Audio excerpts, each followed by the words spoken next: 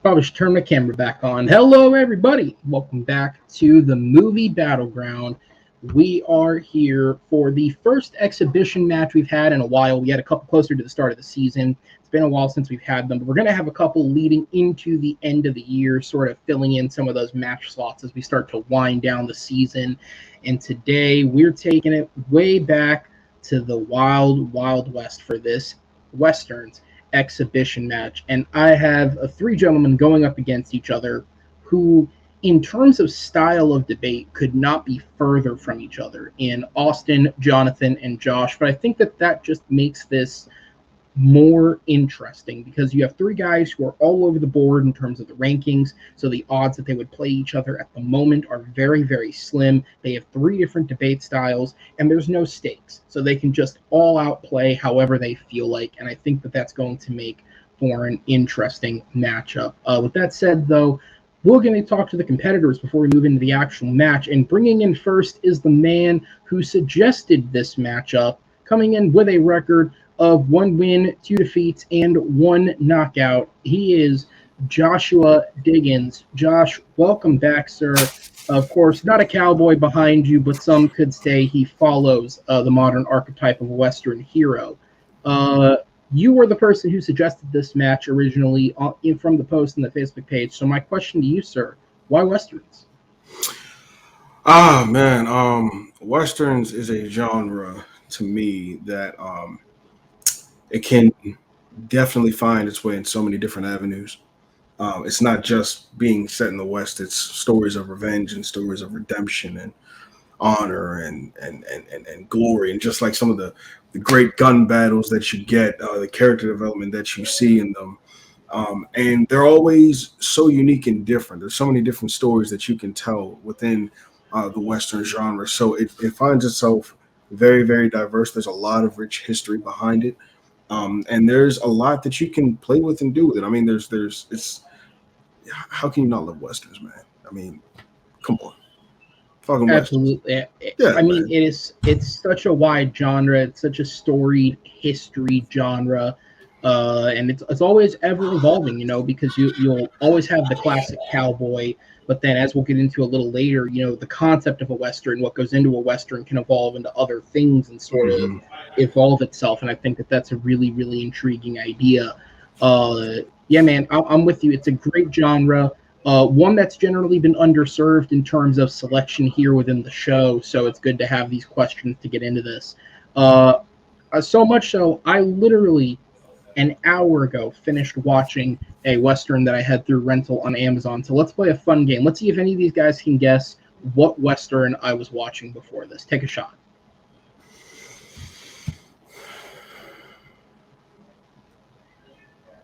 Open Range. That is not it. But we'll go ahead and sit you in the back and bring in your opponent, coming in with a record of 2 wins, 4 defeats, and 1 knockout. He wants you to refer to him as the Phenomenal One. I'll refer to him by his birth-given name, Jonathan Peck, unless that is not your birth-given name, in which case Facebook lied. How are you doing tonight, man?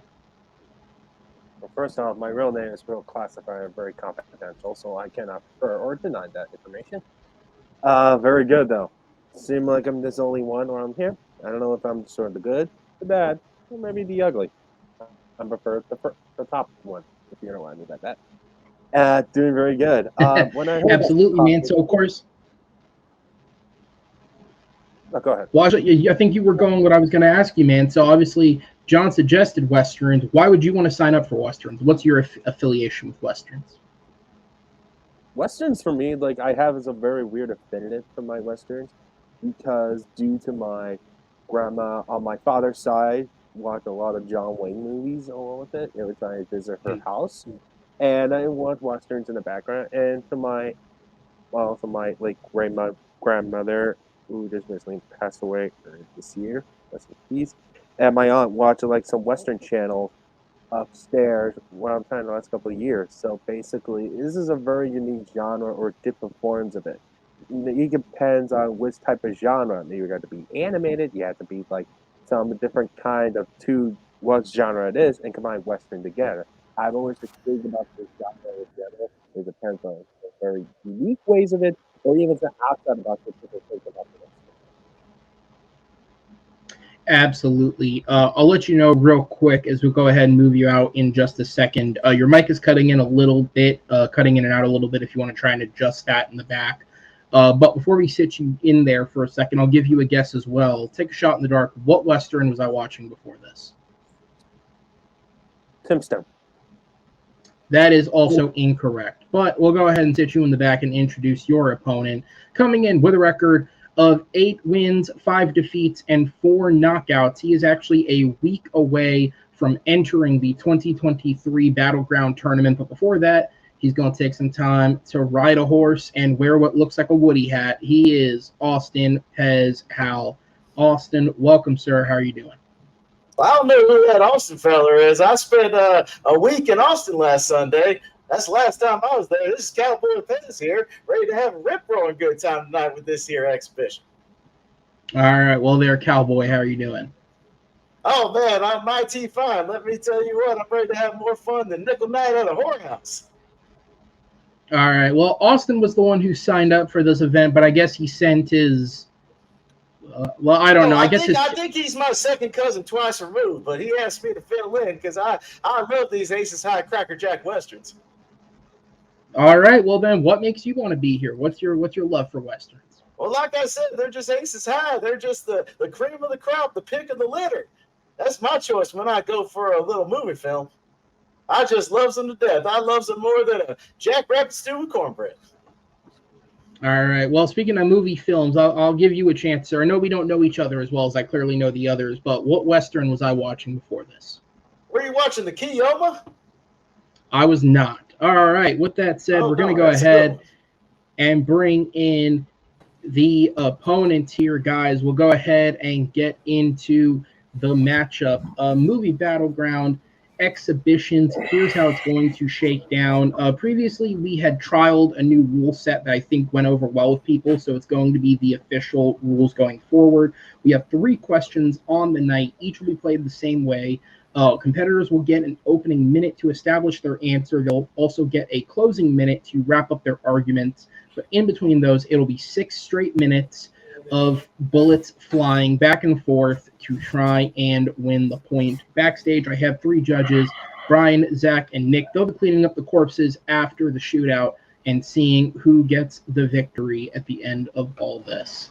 With that said, gentlemen, are we ready to go? Woo, doggy. Absolutely. All right. So we'll go ahead and hop into it.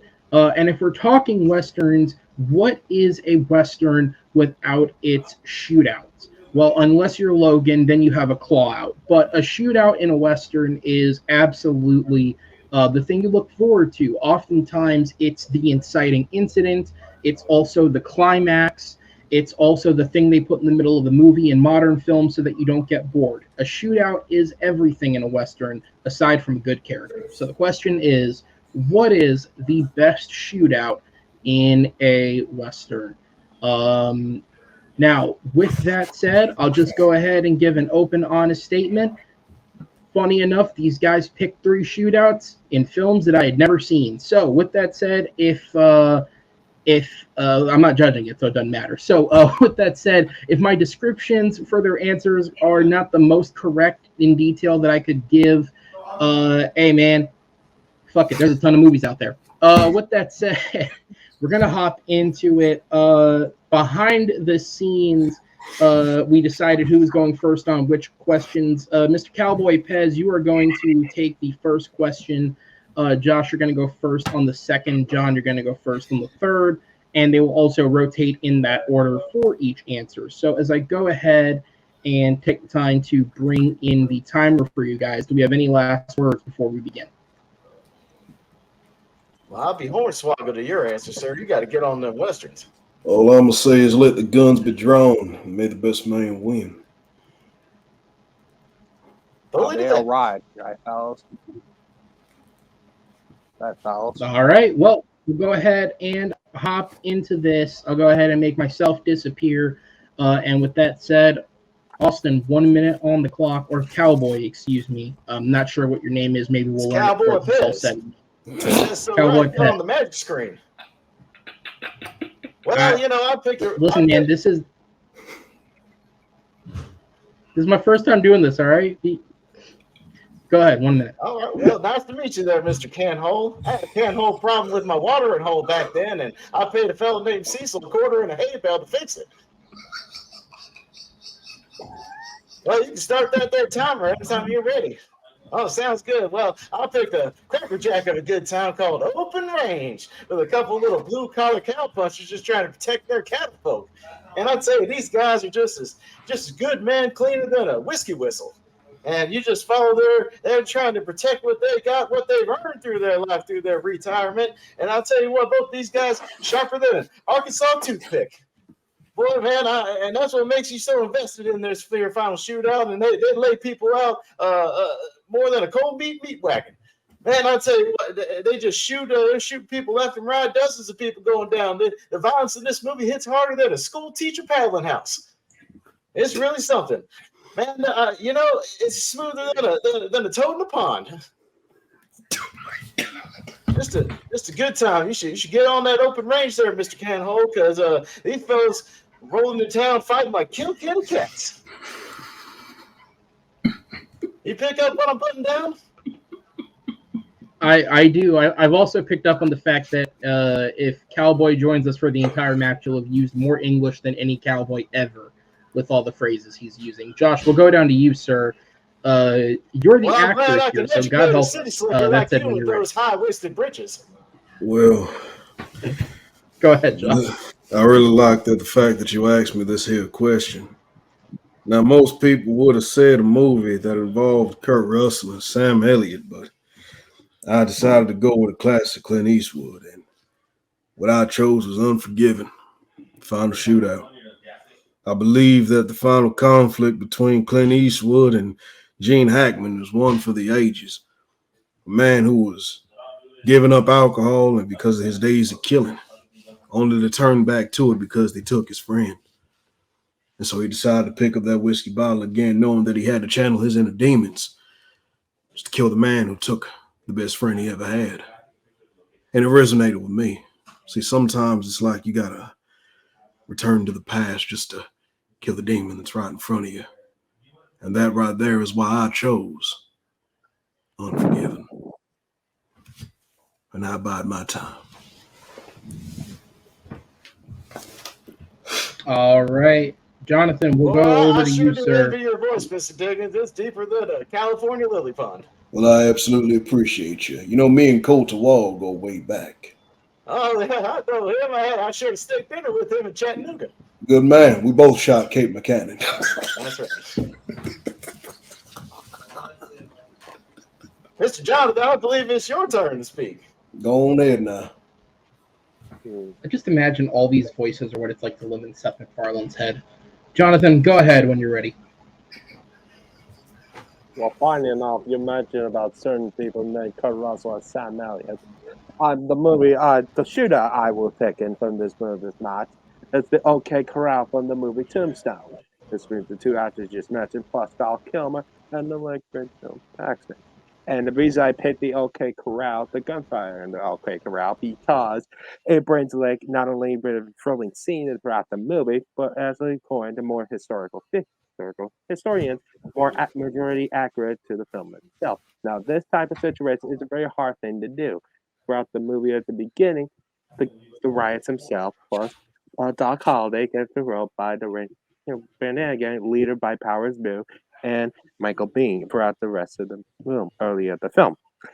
And basically, when the film progresses, basically some random murder after Powers Boo murders one of the top sheriffs throughout the movie.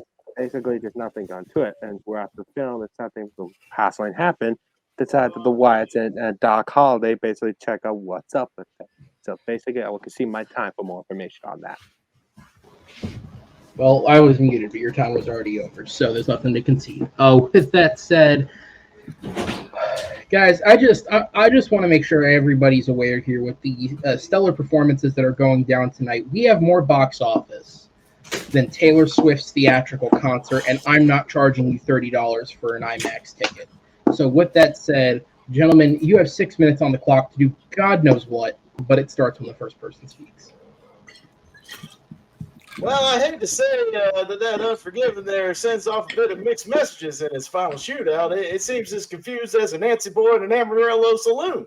Ain't no confusion at all whatsoever. The thing is, what you have to realize is that that man walked up in there looking for the man who killed his friend for no apparent reason other than to show himself to be some sort of tyrant over the town, saying that you can't have your arms and whatever. You know, I will defend myself. I have that right. Now, what Clint Eastwood is searching for, the thing that happens is the real twist that makes that shootout so significant is the fact that he turns back to this right here. The entire movie, you see him building up to just not do it. Morgan Freeman, he's pressuring him. He's like, hey, you want to take this drink? He said, no, I can't do that. You know, my wife, she'd be disappointed in me. I can't do it. I can't do it. I can't do it. Then all of a sudden, they took the one thing he had left. It's almost like the movie forgot about his kids momentarily, but it wasn't the last thing he had. But that's not what we're talking about. We're not talking about the kids. Forget the kids. We're talking about Morgan Freeman right now. They took Morgan Freeman from him. And you know what happens? He picks up that very drink. It's so subtle. He picks it on up. And it goes back to being the real William Money that we did not see. You're talking about the rest of the movie and what they're trying to lay down, but the actual shootout you're talking about Shorty's in session with a $3 Nancy.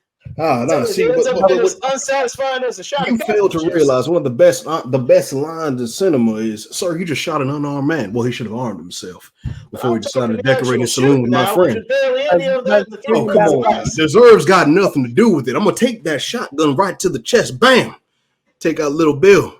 One last time. That's exactly how it's supposed to go down, my brother. Do you understand in the way you just kills a couple of fellas? See, but now listen, it's not even from the best line from Unforgiven, first of all. And second of all, throughout the message for Unforgiven, we all kind of know that he needs a little bit of push to stop Wild Bill, though. Even we all know they kind of see that coming, though. And let's just talk about your little shit up for open range, though. Yours for open range, though, it brings it like a little bit slow throughout anything happens. It brings a little bit slow. It just nothing happens along with it. If you imagine want to talk about shootout with it, you could have gotten one with Kevin Costner involved in the campfire after they saw what happened in the attack throughout the film. That's how the more engaging than the fight. I feel you get your gold nuggets worth out of my shootout because it lasts a good 15, 20 minutes. So they come in there shooting like I said, like a suitcase rancher. I mean, it's really something. They go on, and the violence is like rattlesnakes in this one. Well, see, you may think that all over the place.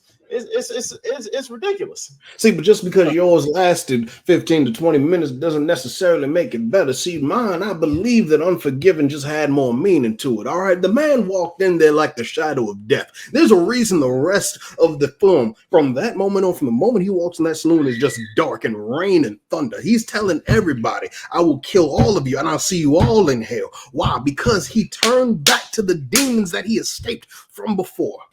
Come on, well, but again, there's more weight that is held in that moment in time once he picks up the bottle of whiskey. When you go into my shootout, you feel satisfied. Unlike a night with a $3 Nancy, it feels like a night with a $20 Nancy. Wow. Was that you know it's fun and all. Let's go back to my shootout though with Tombstone. Okay. Well, let's talk about your shootout. Your fellas are so tough, and we know they're tougher than a $2. Listen, we don't feel any kind of danger. We know all they're love safe Tombstone. we know there's a going into that shootout there is safe as an embrace from your grandpappy. Safe though, but what about the film where Doc Holliday has a little bit of gun in the background and that other cowboy right here they think is about the him, but then on the ground right here that Bill Paxton has the gun in his head and then Bill can double shoot it along with it. It's a very creative way how to do it during the shootout though. It also good contained space along with it. When normally shootouts are all open space, this one is more of a contained space and make more of the scenes a little more tenser. It's so contained, yet these tough guys are missing left and right. They miss more than a broke dick dog on a crutch. They happen to. See, Clint Eastwood don't miss, my brother. Once that alcohol is back in his system, he don't miss at all. Come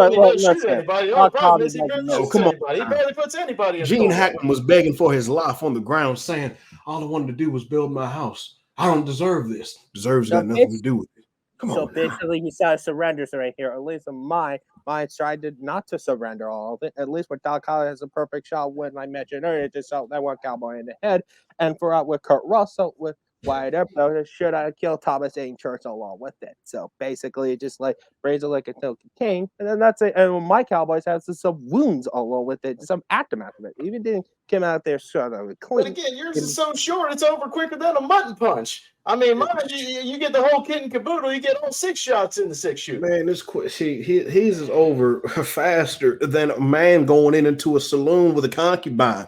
Okay, That's I mean right. 2 pump jump and then that's it. But see, it had no substance, had no true meaning. I mean, we understand historically what it meant, and it's a beautiful thing. But think about it, the human experience that Unforgiven, that final shootout gives you. You ever heard the song Arsonist Lullaby? All right. Yeah. Anybody ever heard it? Anybody? No. I mean, this man, Mr. Jonathan Peck, it seems that he understands it. See, don't you ever tame your demons is one of the lyrics in the song, but always keep them on a leash. And what did Clint Eastwood do? He tamed them for a long time, but eventually he knew when he had to unleash them because he had to avenge Morgan Freeman. That's exactly why. He had to avenge Ned. You killed my friend, so now I'm going to blast everybody in the saloon. All right, if anybody tries to mess with me, I'm killing everybody in this goddamn town. That's exactly how it's supposed to go down. I don't understand how we don't get that message here. My shootout says a tell about the rough thugged Cowboys. Mine just was one of the men out of town. Ah. I must say, all right, all 3 of you. All right, we'll have 1 minute to wrap up the round for each competitor. Austin or Cowboy, excuse me, you're up first when ready. Well, as I said, both these guys fell so short and uneven that they're as uneven as an airline road. I mean, my shootout in open range is all beer and Skittles. You get the whole hootenanny with mine. You get all kinds of violence and killing and whatnot, and you feel so satisfied. He kills everybody better than Kansas City Roadkill in my movie. So I'm not going to make hay or sunshine about anything around here. I'm just going to acknowledge the corner of the matter that open range is the best one in all the land. I'll tell you, and I'm sure as a horse on Friday, that open range is the best darn shootout you ever saw in your life. Again, this other ones, I just feel like you don't get the whole silver dollars worth of what you put in there. It's like putting your money into a San Francisco bank. You know, you just get no matter. They give you no interest, no payback on your money. It's like you get paid about as much as a rancher on a hot dog Friday. It's just nothing going on here. I just can't believe it. I can see the rest of my time. That is time. All right. Josh, 1 minute. See, sometimes I think the cowboy Pez just wants to drive me to drink.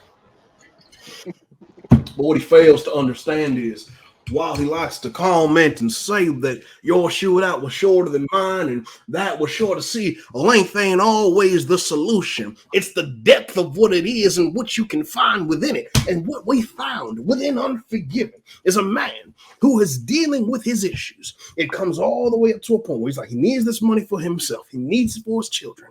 But the moment you take the one thing that was connecting him to his humanity from him, he decides to turn back to the thing that made him the monster in the first place, that made people cower in fear. William Money. A lot of people were afraid. When they heard that name, they were cowering, shaking in their boots. He killed men, women, and children, and about every living creature that walked across the earth.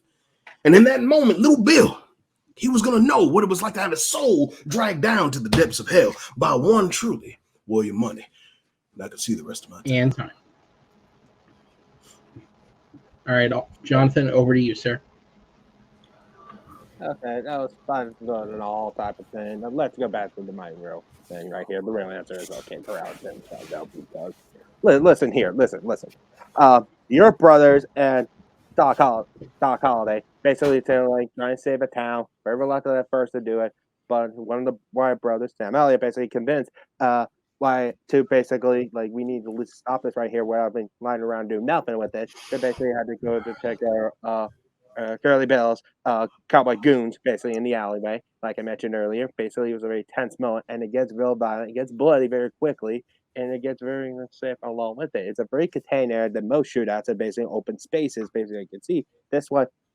quick, it's a little self-contained, but it's tense along with it. And the reason why she has to compare it to the Earth, I always felt like it's not more historically significant, but also gets more real along with it. And basically for the OK Corral and Tombstone, and I can see the rest of my time as soon as I finish twisting my coin.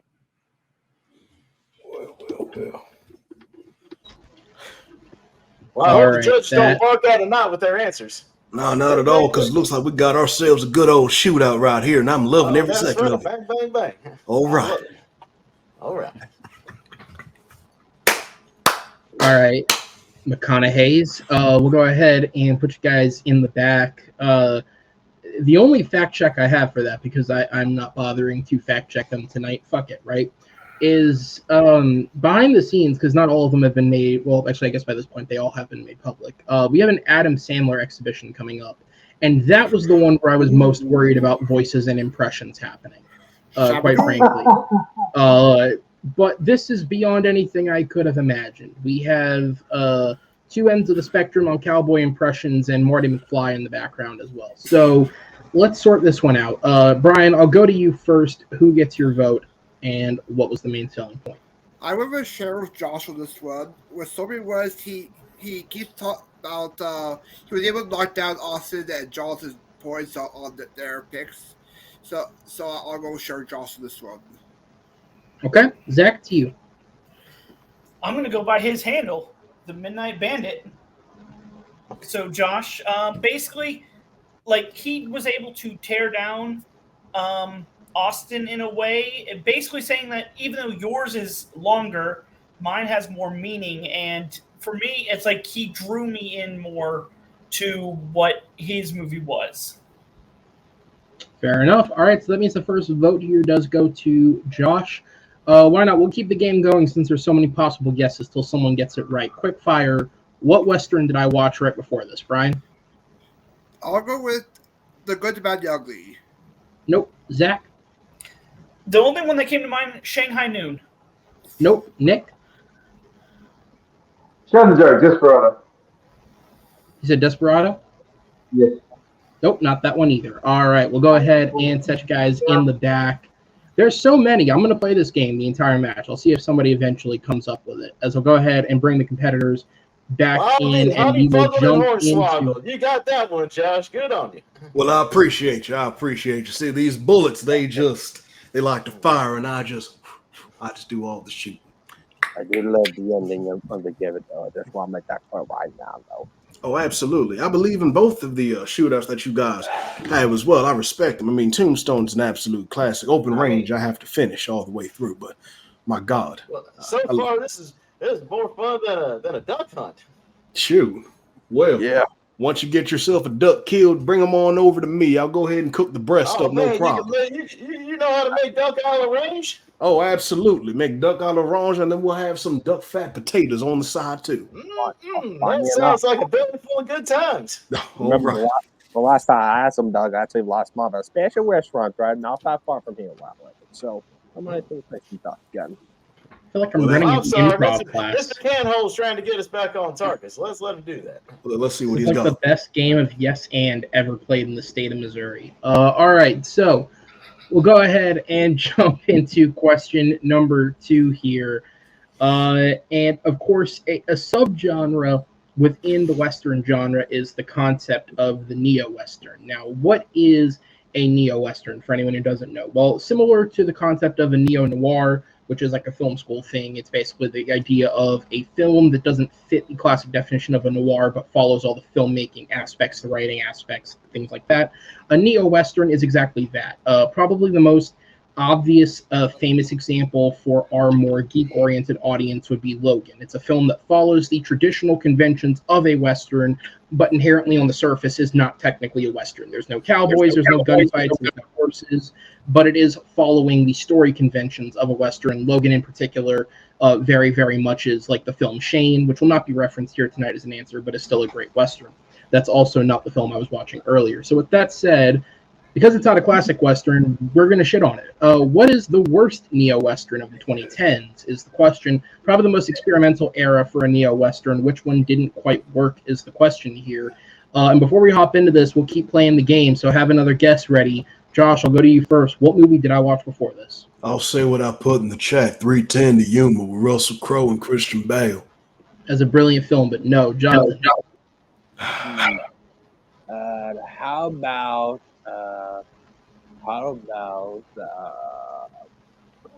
I'm gonna say The True Grit, the remake. That's No. a good one. Austin. How about Take a Hard Ride with Fred the Hammer Williamson?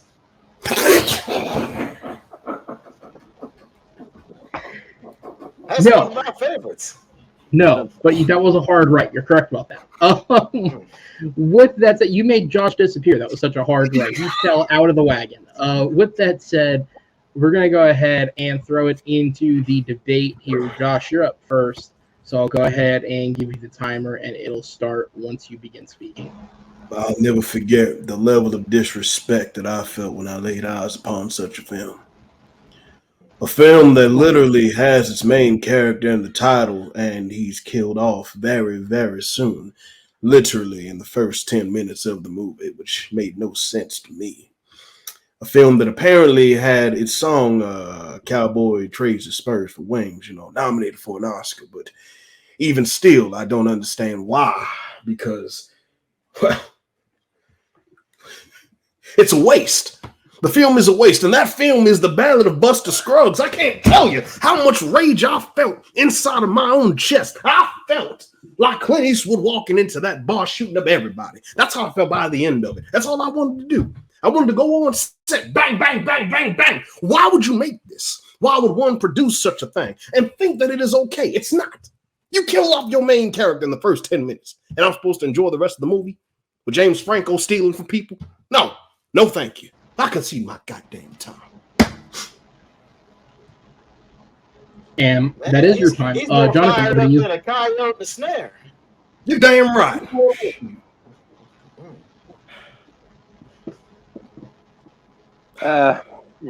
Very interesting for my partner's choice. My selection right here is from a movie that had many potentials to be a great movie. Not only blend the Western genre itself, but also it blends on sort of the worlds of horror along with it. I thought these two genres together just never get that credit.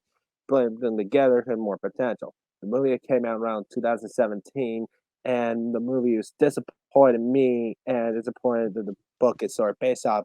It's 2017, The Dark Tower. And the reason why I picked that movie specifically because they have basically two great actors in the league. Unlike the gunslinger played by the Maleficent, Idris Elba as the gunslinger, and you have the villain Matthew McConaughey in that role on two slam dunk hits on paper. And the film itself, nothing good for both genres. It never did everything else. And I'll see the rest of my time. I'll explain more detail on it for the Dark Tower. Okay, and Cowboy, up to you. Well, thank you kindly. I chose a little film I couldn't make heads or tails of. It's a little film called El Camino, Breaking Bad something or other. That El Camino epilogue TV thing, majig. Boy, I tell you, this here movie is as useless as a fishing pole in Death Valley. It just serves really no purpose to really be around. I mean, we had a wonderful television series that ended on such a high note, so satisfying, and this one's just not apple pie order in my book. This one's just it just goes down harder than a Brigham Young cocktail. It just I can't fathom what the folks were thinking of. They must have been on the honeysuckle when they made this movie because there's really no use for it whatsoever. It stinks more than the trailer cat wagons. Boy, this one's just worse than a cat in a room full of rockers. I just can't think of it. The long-headed silly brains that made this one. I don't know what they were thinking, trying to top themselves with the Breaking Bad there, and I just can't make wind of it. I'm gonna clip this afterwards. I think I could teach a college level course on similes and metaphors off of Cowboy's openings alone. With that said, though, The Ballad of Buster Scruggs, The Dark Tower, and El Camino, a Breaking Bad movie, I believe they all came out within 3 years of each other. So specifically, the years of 2017 through 2019 were a bad time for neo-westerns. They were also a bad time to be Kevin Spacey. That means absolutely nothing. It was just the first joke that came to my mind. So with that said, 6-minute opening when the time starts. Well, sure, but one thing I appreciate about the Ballad of Buster Scruggs is you don't see many anthologies there in that Western genre. I'll tell you, man, it's usually saved for the horror genre. It's as creative as a California prayer book in my eye.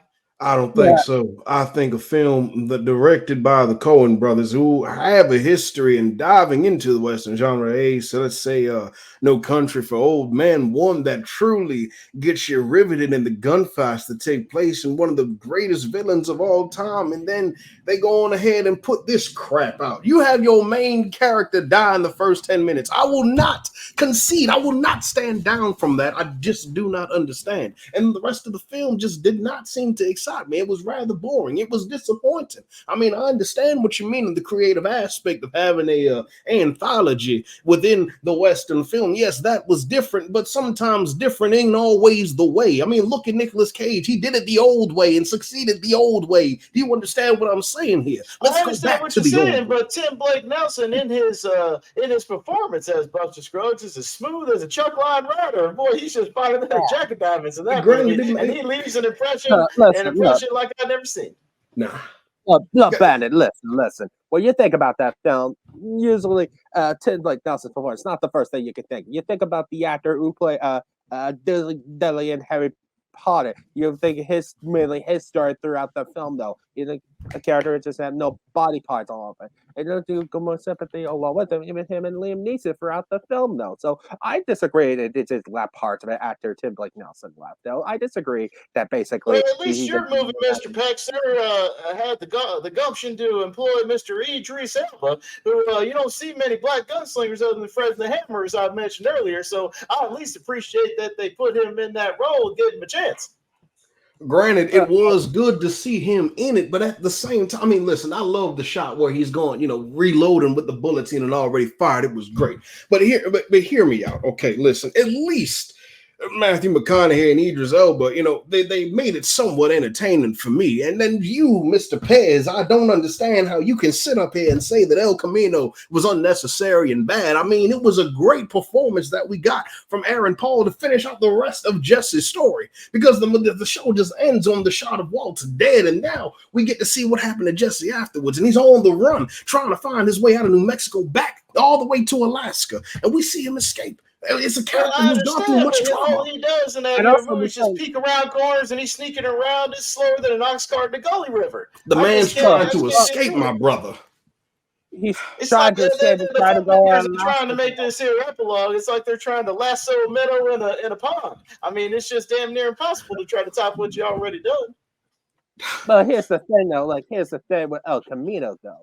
Even when Jesse's tried to escape to Alaska, there is some loose ends alone after Breaking Bad was over. What happened to the ones that basically were responsible how he got there in the end in the first place, though? That's the reason he went to his house to try and hunt him down, and then he kills him, and not kills anything, but kills basically the person who's sort of responsible. Some loose ends throughout the series, though. And let's just talk about Mom Dark Tower. Mine had more potential because it's based on a great book by Stephen King. It came out the same year as It Chapter 1 came out, so it's basically a resurgence of Stephen King properties up to the mainstream.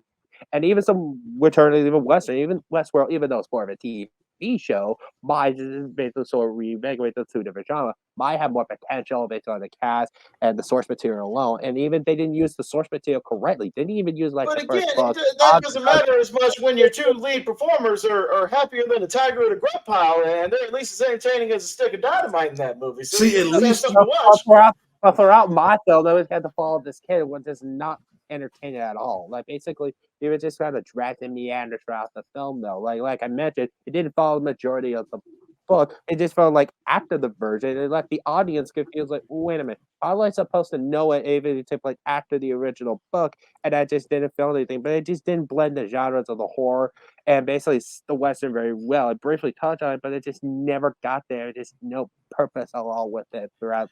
A 90-minute film was supposed to be longer than the book source material is. See, hear me out when I say this. Now, I had The Land of Nod as a book when I was a young man, all right? Well, a younger man. I'm still a young man, obviously. Now, the thing is with The Land of Nod, obviously, it was made up by a bunch of other short stories. It was titled The Land of Nod, but all of them had something to do exactly with the title, the wonderment, the imagination, the fantasy of being able to go to this make-believe land and then just going through all these fantastical features. Now, when you have something titled the Ballad of Buster Scruggs, I'm thinking, all right, well, maybe this should be your main lead. This should be something that we see a character arc go through. And yet we only got that in 10 minutes, and the rest of the film is just nothing. It should not have been called The Ballad of Buster Scruggs. About the creeper only being in the outside parts of the Creep Show movie. I mean, of course, it's not going to maybe be around that when you know it's an anthology film when you enter into the saloon doors. Pez, I think you've had a little too much to drink. I think you drank more than two of us. Yeah, exactly. I don't sip on those silly juices. I don't play with that. I only mess with the funny cigarettes. At least with El Camino, when you go back to El Camino real quick, at least it finished some loose ends we didn't get for Breaking Bad. And plus, we'll watch little film performed by the late Robert Forster, along with a great little spell part throughout the film. With mine had none of it, and just not throughout the film. Just a lot of it. At least, Mr. Sheriff, your film is as purdy as a calico sunbather when it comes to the scene of me talking. No, you had the best film out of all of us, Mr. Pez. And time. All right. So we have a supposed bad anthology film versus a supposed bad adaptation versus a supposed bad sequel. You guys got 1 minute to sell your views. Josh, you're up first. As I said before, it's a very misleading title. Granted, I understand it was also a book, and the Coen brothers, they love their adaptations, and I ain't mad at them. They do what they have to do, but I just do not believe it should have been called that. Maybe call it The Ballad of Buster Scruggs and Other Stories. Maybe, and then I could have avoided it altogether. Maybe I would have walked in realizing, okay, this might be an anthology, instead of walking in thinking that I'm going to follow this gunslinger throughout the entire time. A funny guy, he's cocky as I don't know what, kills Clancy Brown in one of the most hilarious ways possible. Granted, I will give it that. I'll credit it with that. But overall, the movie just does not hold up for me. It loses me. It gets boring after a while. I want to see more action. I want to see more battle take place. I wanted to see Buster Scruggs actually go through something to make it seem, to give me that Western feel of that honor and redemption. What did he do? What was his past like? And we got none of that, okay? At least in El Camino, we got a great conclusion for Jesse Pinkman. In The Dark Tower, well, I understand it failed, but hey, it's Idris Elba and Matthew McConaughey. And time. All right, Jonathan, over to you. Idris Elba and Matthew McConaughey are great actors, but this is not their finest hour. This is not the sort of the best of the abilities the film could have been, though. It could have been, like I mentioned, if follow the film is someplace after the books itself, and the verse itself, or even people who don't follow the source material of The Dark Tower will be confused right off the bat, and it's a 90-minute film when basically it took like 3 of it and basically throw out my 90-minute film, and it's not what you do when you try to do for a new franchise with The Dark Tower. It just fails on both genres. It fails like in sort of the horror aspect from Stephen King, and also fails like basically on the Western aspect. You big fans of the book and even throughout the film on this marketing side. So with El Camino though, and even Buster Scruggs, both these films are both great Netflix films, watchable. All with them, mine is not watchable. It is just not this sort of in mine. It just wasn't work. Yours is not technically an adjective with Buster Scruggs. With El Camino was a great epilogue of Jesse Pinkman. He's just a great character development by Aaron Paul, even some of his flashbacks. All right, Cowboy, over to you. Again, at least with these two fellas' films, all the character actors and whatnot, and all the people are having a good time. They're having more fun than a frog gigging contest in both of their movies. As far as my film, I'd rather lather up a porcupine with lard than watch this one again. And Jesse Pinkman himself, it's just unsatisfying where his character goes. It's about as useful as a dried up salt lick. My movie, hand and glue, I tell you, they're as fine as cream gravy on the television show, but here right now, they're about as useful as a crooked Virginia fence. It just don't make no sense. It's just something, my movie would be hardier than a Buck of July if they had actually followed up on the actual show, brought back Walter White for a little cameo or more than a cameo or two. Actually, maybe followed up, maybe said he was alive or something like that. But this movie just doesn't do anything with that. He follows the same fate that old Walter White does. There's just no creativity to it whatsoever. There's no Chuck White Rider in this movie. And time. All right, we're gonna go ahead and sit you guys in the back. We'll go ahead and bring the judges in as we will go ahead. There they are. All right, Zach, we'll go to you first. Who gets your vote? I will say this was very hard because they had a lot of good points and a lot of good counters for each of them, so it was very neck and neck and neck. Overall, I went with the Bandit again on this one, more just because his closing basically reiterated more why his movie was the worst of, like, it's a misleading title, and once the big thing happens, it's like it doesn't live up to the rest of what you were hoping for. So for that, I went with the Bandit. All right, Nick, down to you, sir. What's your input? I decided to go with Pez, Cowboy Pez. Good luck trying to keep with the similes and metaphors for the rest of this match, sir.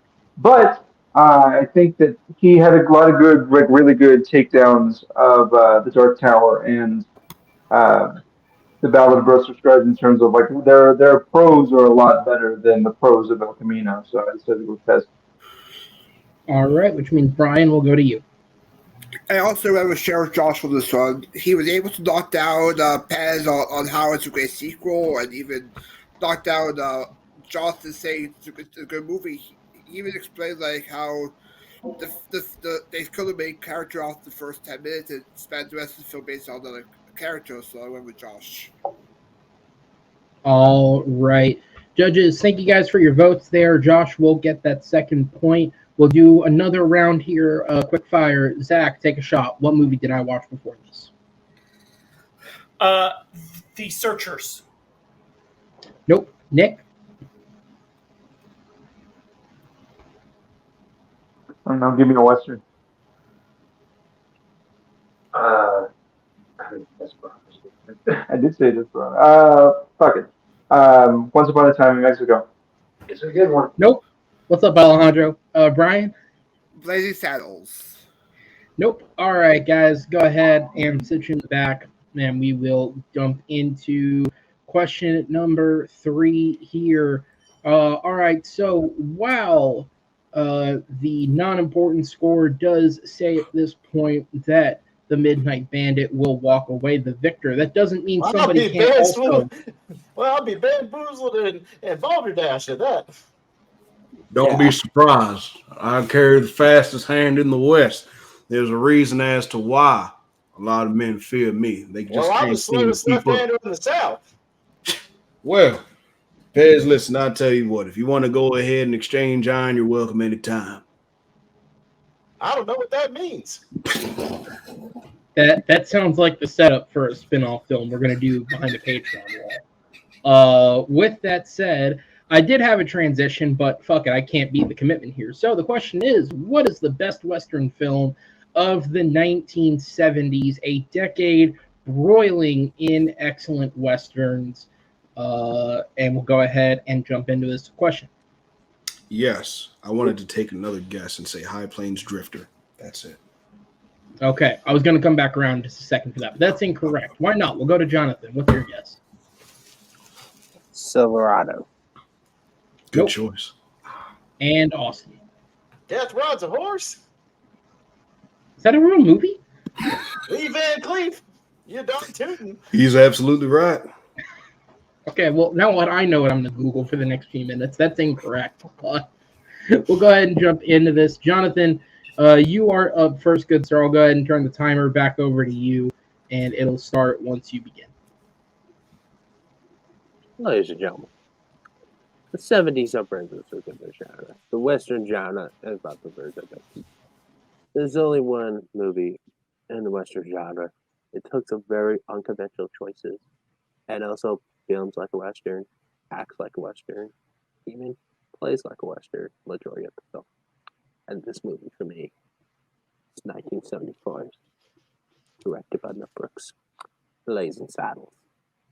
And the reason I picked that movie specifically in general is, for me, it combines, at the time, it's a little hard thing to do, a Western with comedy.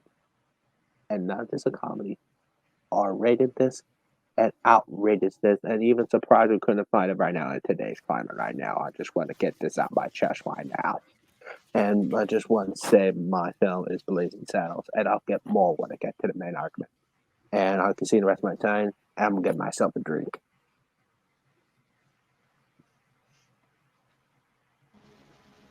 Absolutely. Go ahead there. Cowboy Pez, we'll turn it over to you, sir. Go ahead when you're ready. Well, I picked a rip-roar good film from their 70s called High Plains Drifter with Mr. Clint Eastwood. Now, see, he's got a steel-eyed enigma in this movie that just can't be beat. And in fact, this is actually the first one where he directed himself in a Western. Well, I'll tell you, he's got the spirit of spaghetti Westerns in this one, and but the showmanship of a veteran director. Man, it just goes smoother than saltwater vegetables in this movie. I'll tell you what, man, this one even has a little supernatural bend to it. It's scarier than a graveyard at midnight sometimes in this film. You got yourself a 94% on the old Rotten Tomatoes and a 7.4 on the IMDb. I don't know what that stands for, but it sounds pretty good. This movie, I'll tell you what this movie isn't. It isn't as loose as A Left-Handed Wife. This movie's got a super tight runtime of 1 hour and 45 minutes. It's no 7x9 wood, if you ask me. And I'll tell you what, I'm not telling tall tales back to trial with this one. This here is the mightiest fine Western in the 70s.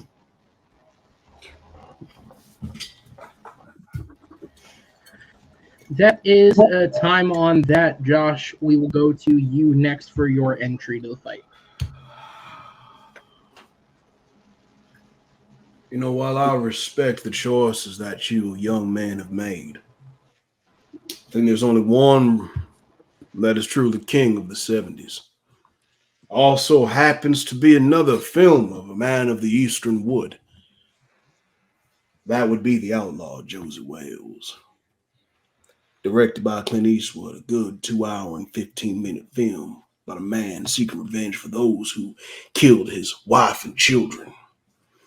And it's a blood-soaked, blood-drenched journey of a man finding allies to go after the ones who caused him pain in the first place.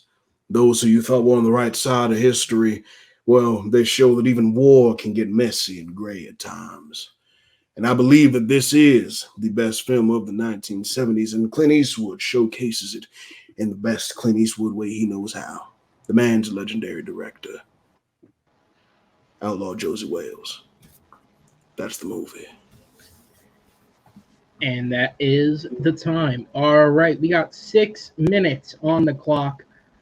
Get everything you have out, all the accents, all the points, all the metaphors and similes, and any other English language you'd like to bring in. I mean, let's get creative, guys. Let's all get A's in writing class. That said, you have 6 minutes on the clock when ready. Well, when it comes to Eastwood features, I'm sorry to say that compared to High Plains Drifter, the Outlaw Josey Wales only comes up knee-high to an armadillo. I must say that you are absolutely incorrect, good sir. See, you are just as rusty as a nail in the foot of a man who just happened to get tetanus. Now, let me help you understand something here. High Plains Drifter, wow. Why was that your choice over the Outlaw Josey Wales? Okay, blood is literally everywhere. The guns are outdrawn, all right? You just can't seem to understand that. No. Mr. Pez, I have to say that you're incorrect, my friend. It's as sloppy as a sleeping whistle. I mean, it just seems as unfocused as a pig with 3 slap buckets. Can't be unfocused if it's got a 91% on Rotten Tomatoes and a 91% on IMDb, which your movie seems to have a 74% on. At least mine is both in the 90s. Look, come on.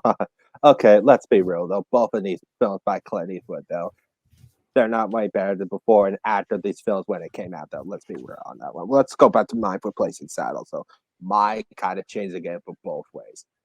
And mine just people think the two, you're going to add humor to a Western. And mine was a funny as a comedy in general, though.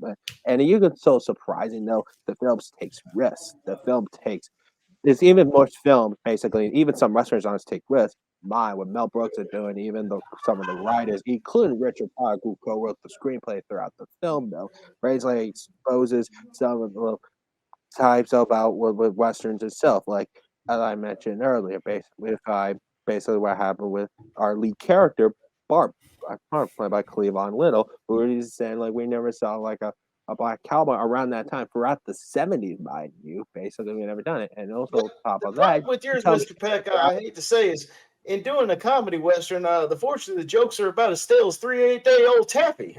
Well, why don't you tell that to Buster Scruggs? I'll tell you, it's about as humorous as a town square necktie party. yeah, fine. Let me just tell you about my crew, along with Cleo Island. You got the great Gene Wilder, Slim Pickens, Harry Corbin, Madeline Kahn, Mel Brooks himself, Alex Karras, like a lot of people, great character actors throughout the film, even more smaller parts you'll remember throughout the film. But the movie loses sight of what it started as a comedy, and it goes off the rails at the end. Isn't even a Western by the end of it. It dips below the sun like a California horizon. Well, see, it just loses sight of what it is.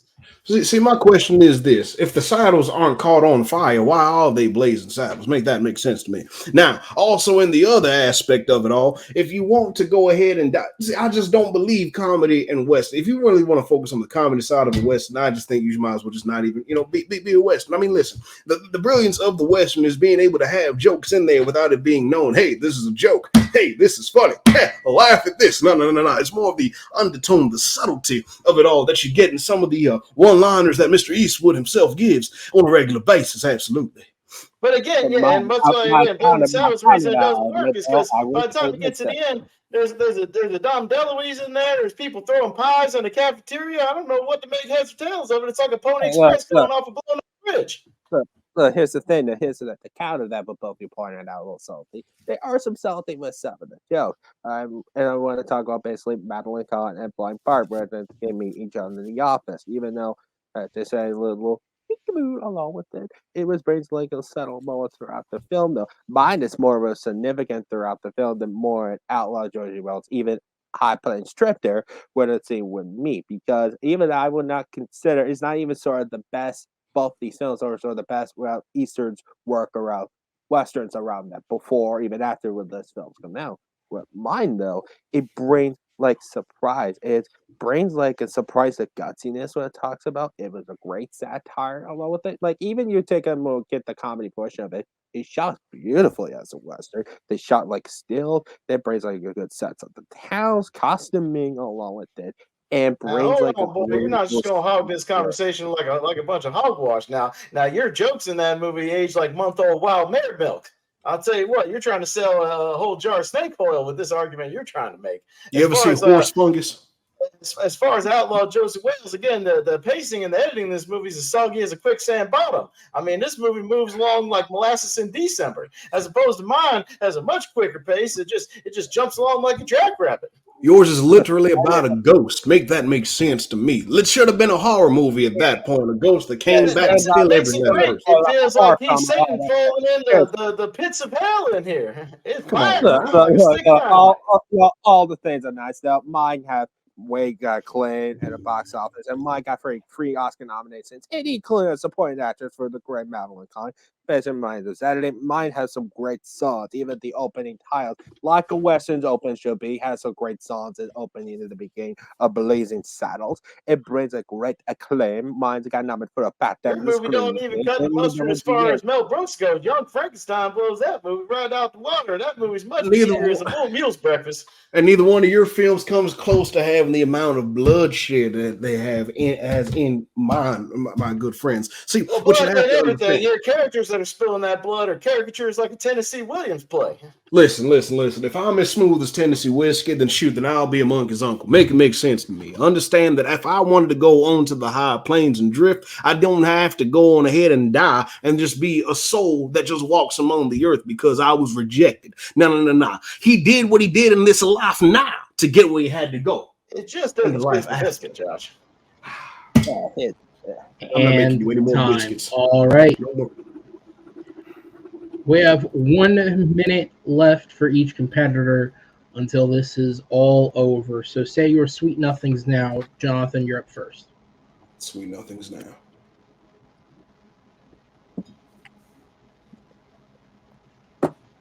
if you look at the poster of Blazing Saddles, great, iconified by the great John Alves, it feels shot like a western. You even look at the opening song throughout of it. Song, the Blazing Saddles theme song on the opening title credits, western feel. And also mine, I don't know what your two films are. My film is in licensee, a second significant by the Library of Congress, preserved by the National Film Registry. My film stand the test of time. It's reviewed very well. Got great acclaim when at the time before it came out, they felt like they just never seen the people along with it. They just blew out of their mind after they saw the film. And the respect of gutsiness that Mel Brooks and Richard Pryor and for all the people involved in this movie did. And I think my film works very well, not only as a comedy, but also a western, even with a little tale. It's just basically a flavor, basically Reveal becomes sheriff. I'm like, what's sheriff, by the way, when we never said before, even rarely afterwards. So I think Blazing Saddles stand out as a high place director and not West George Wales. And time. All right, Cowboy, over to you. Well, like I said, Outlaw Josie Wales just isn't much of a pleasure to watch. The pacing of the movie is shakier than a ride on the caboose of the Orient Express. It just doesn't work quite well, as opposed to mine, which is slicker than a slicked up goose.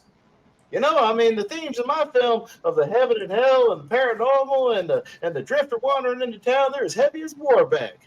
And this one, you know, you're raising sand if you think that Outlaw Josie Wales is hotter than High Plains Drifter. He gives the performance of a lifetime, I tell you. Don't rattle my hawks with that argument, trying to pass that off as something special. So you don't try to serve me a plate of mountain oysters with that argument, okay? Understand? Now, as far as Blazing Saddles goes, again, it's like scamper juice going down the throat. It just doesn't work anymore here in the 2023. Now you're trying to sell me a 7x9 piece of wood there in 6 and 7s. If you're trying to get it all on me, don't belly me into some kind of argument with that. So again, you know, don't shake a stick and sell me sausage with a meat axe. And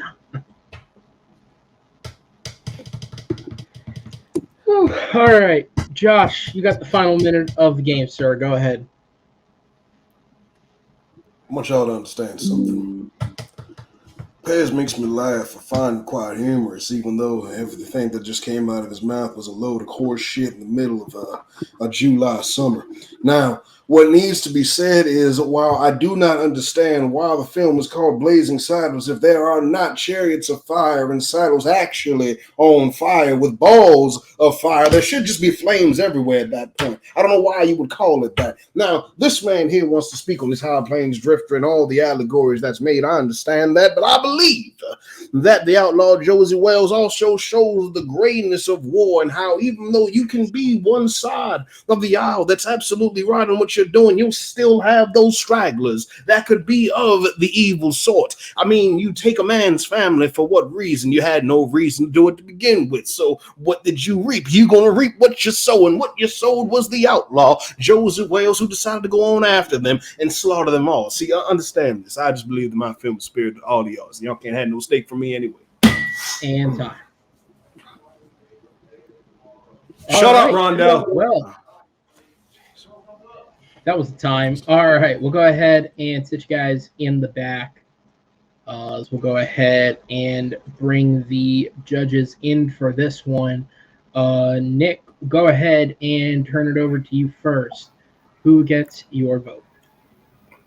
About halfway through that, I started to wonder if Pez is a really good arguer or if he's just really good at coming up with random and bizarre similes and metaphor. For that reason, I just going to go with Jonathan. I think that he just went into a little bit more detail of what Blazing Saddles has to offer, as opposed to Pez and Josh, who I think kind of just took each other out in terms of like their flaws of their movie. So, Jonathan. All right, Brian, down to you, sir. Yeah, this one was tough to call for me between one or the other, but for the closing argument, I went with Josh on this one. He was able to knock down Jonathan's pick and even Austin as well, so I went with Josh. All right, and then Zach, over to you. Well, now I have to change mine, so... Well, you don't technically have to, but... You don't have to. Oh, I thought you had to choose between the two that were chosen. Was that? No, you can vote. I'm also listening. Oh, okay. Well, my vote was for Pez, but if it was between the two, I would have also run with Josh. So. Okay, so officially your vote is for Pez. My vote is for Pez. Okay, all right. So it is a 3-way draw here, and I was paying attention because I'm not doing any fact checking, so I might as well pay attention, right? Trust me, I know. I've made it very clear that a lot of the time I don't listen. I am listening.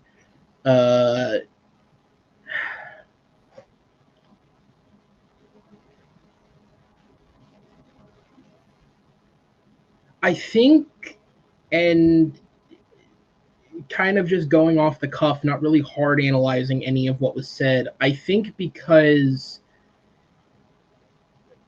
Pez and Josh, I feel like because they both had films that were not too similar to each other. I'm not saying that they're the same film, but because they're both Eastwood films, they're both highly acclaimed in a similar way. I felt like they were sort of trading the same points back and forth with each other a little bit at times, because they are both Eastwood directed, Eastwood starring films.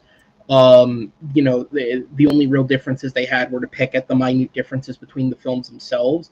And I do think that Jonathan did a good job at selling Blazing Saddles as a non-traditional answer that works for this question. And so because of that, I am going to give the point to Jonathan. I do think that he did a good job in selling Blazing Saddles as both a good comedy and a good Western alongside these films.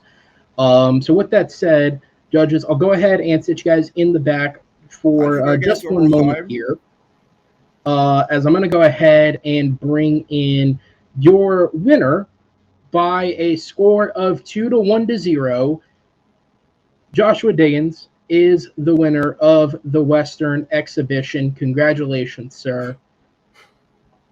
We'll go ahead and bring in your opponents as well. Mr. Jonathan Peck, Mr. Cowboy Pez. Cowboy, you have an incredible mastery of the English language, although I would send Pez into the tournament, Austin Pez, not Cowboy Pez, into the tournament, sir. See how he fares. Well, I'll be a hitch stick and a giddy up. You earned yourself victory there, Sheriff Josh. Absolutely.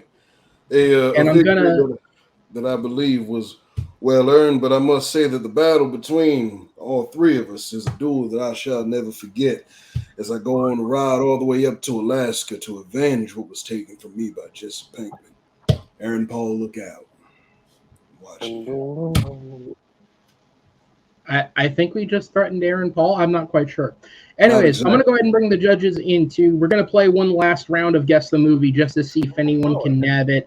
We'll go ahead and say goodbye to the people as well as I pull them off screen. So, Zach, give me your guess.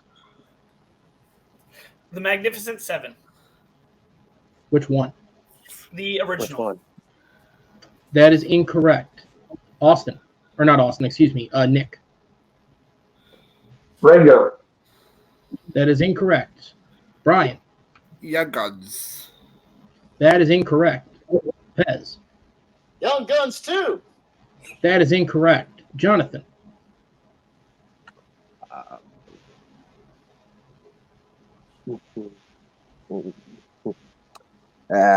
Very hard one. I'm gonna choose a little unconventional neo-western, Hell High Water. Incorrect. Josh. That's funny. That was my initial pick. Did Brian say Rango? He did. Okay. Well, let's see.